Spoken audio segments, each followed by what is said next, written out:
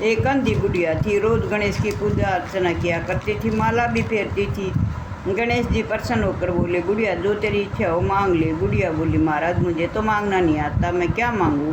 विनायक जी बोले, अपने बेटे बहू से पूछ ले, तेरा जो कोई हो उससे पूछ ले। बुढ़िया अपने बेटे बहू से बोली, गणेश जी से क्या मांगू। बहू बोले, मेरे लिए पुत्र मांग ले, बुढ़ापे में पोते का सुख लो।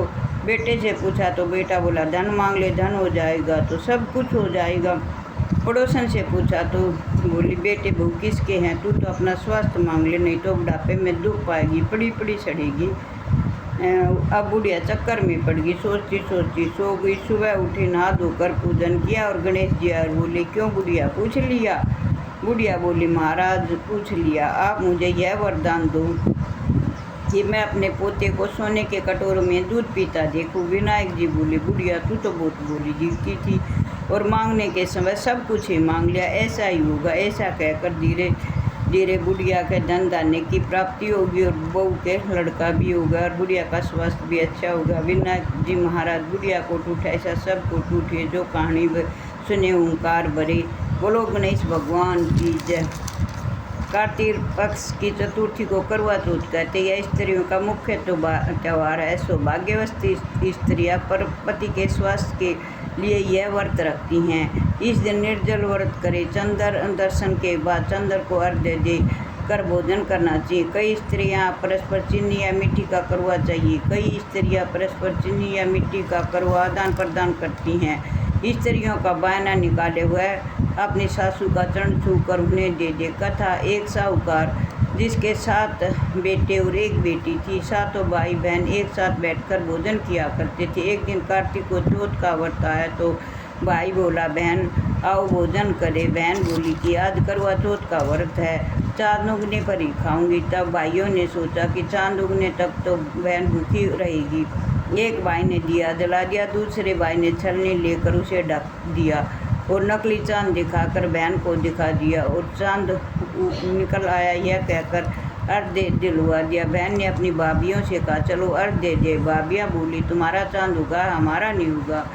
बहन के अकेले अर्घ दे दिया। जब खाने लगी तो पहले गिलास में बाल आया और दूसरे गिलास में कंकड़ आया और तीसरे गिलास मुँह में किया था कि ससुराल से संदेश आया कि उसका पति बहुत बीमार है, जल्दी उठो।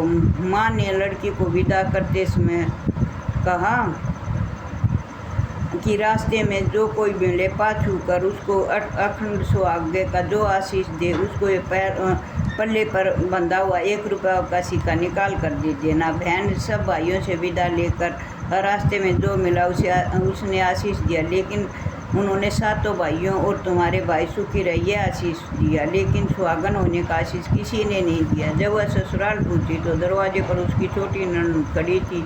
वह उसके पांव लगी तो उसने कहा कि सुहागन रहो, सपूती रहो। उसने यह सुनकर पल्ले से गांठ बांधे ननद को सोने का सिक्का दिया।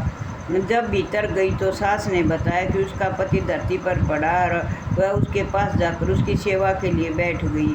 बाद में सास ने दासियों के हाथ बची खुची खुरचन उसको पहुंचा दी।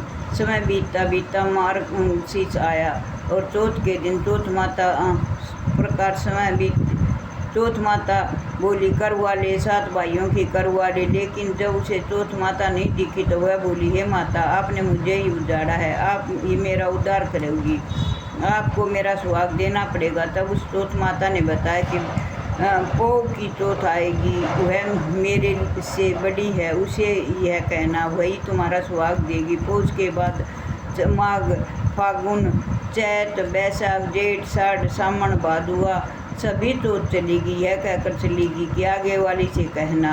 आश्वन आसोज की चौथ आई तो उसने बताया कि तुमसे कार्तिक की चौथ नाराज है, उसी से तुम्हारा सुहाग लिया हुआ है, तुम्हारा सुहाग वापिस करेगी। वह आएगी तो उसके पांव पकड़कर विनती करना, यह बतला कर वह चलेगी। जब कार्तिक की चौथ आई तो वह गुस्से से बोली, भाइयों की पैरी करवा ले, दिन में चांदुगानी करवा ले, वर्तखंडन वाली करवा ले, भूखी करवा ले। यह सुनकर चौथ माता को देखकर उसके पांव पड़कर गिड़गिड़ाने लगी। चौथ माता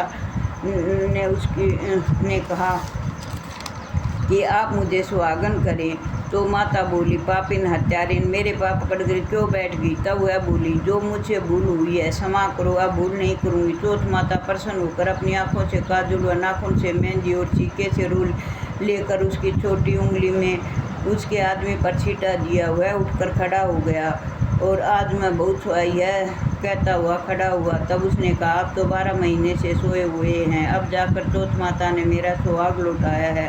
जिस प्रकार साहूकार की बेटी का सुहाग लौटाया, उसी तरह हे चौथ माता सबका अखंड सौभाग्य करे, मेरी मनोकामना पूर्ण करो। बोलो चौथ माता की जय, बोलो गणेश भगवान की जय। जय श्री शंभु, हर हर महादेव।